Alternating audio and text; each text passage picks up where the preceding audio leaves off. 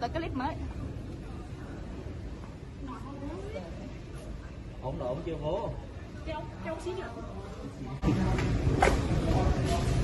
Lấy camera check thì cùng chiều đó rồi. Camera thành chiều thiệt đó chứ.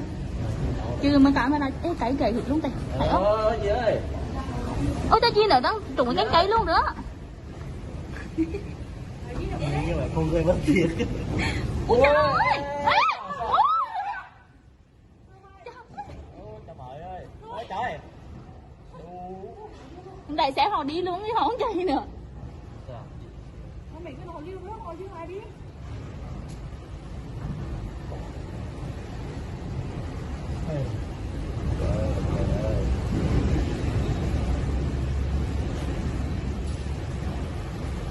Lại con lên ở nhà ngủ. Sợ quá. Mai sửa sẽ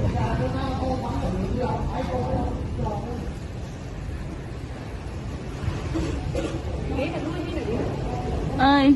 Mấy rồi. Hẹn việc đó chứ. tầm con người. Ô tô lại rồi.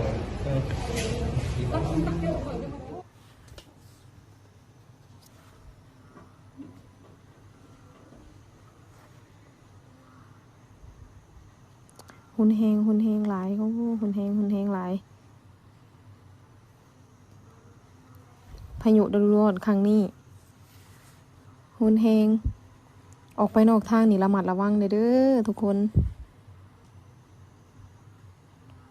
หุนแฮงหลาย